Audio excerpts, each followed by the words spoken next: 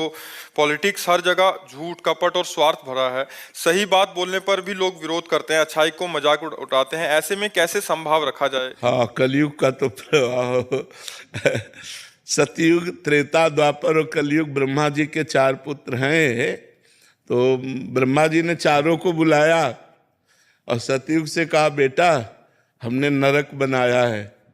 ब्रह्मा जी का ही तो बनाया हुआ है ना, रचना तो सब ब्रह्मा जी ने की। हमने नरक बनाया है। तो उनका पिताजी, हमारे राज्य में कोई नरक नहीं जाएगा।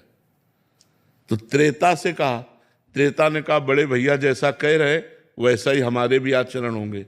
द्वापर से कहा, द्वापर ने कहा आज्ञा पालन की कोशिश करूंगा। जब कलयुग से कहा तो कलयुग ने कहा, पिताजी जैसे बड़े भैया ने कहा हमारे राज्य में कोई नरक नहीं जाएगा, ऐसे वादा करते हैं हमारे राज्य में कोई स्वर्ग नहीं जाएगा। क्यों? पापाचरण, झूठ कपट जिससे नरक जाने वाला है, वो सब आचरणों की बाहुल्यता है। उसी आचरणों की बाहुल्यता आप देख लीजिए। शराब पीना, मांस खाना, पराई स्त्री से बेविचार करना, जुआ खेलना, झूठ बोलना, हिंसा करना, ये सब बाहुल्यता है।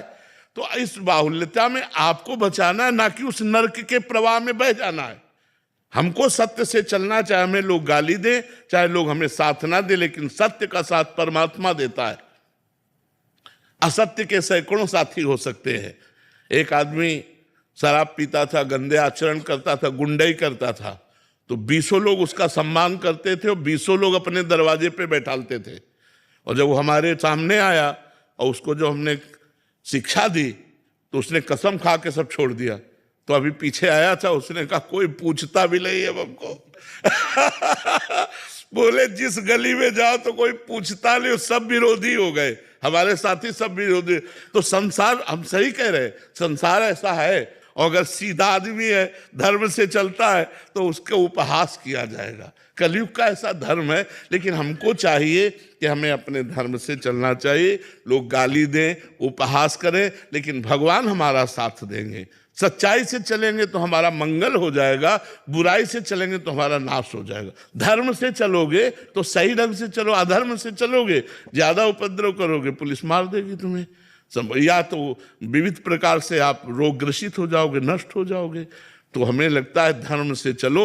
मनुष्य जीवन बहुत कीमती जीवन है, इससे भगवान को प्रसन्न कर लो, इससे परोपकार कर लो, इससे समाज की सेवा कर लो, राष्ट्र की सेवा कर लो। इसलिए हमें मनुष्य शरीर मिला। गंदे आचरण करना, गंदा खान पान करना, दूसरों को दुख देना, हिंसा करना इसलिए नहीं मिला। हम मनुष्य हैं। मनुष्य वही जो परोपकार परायण हो, जो दूसरों को सुख दे सके। जी।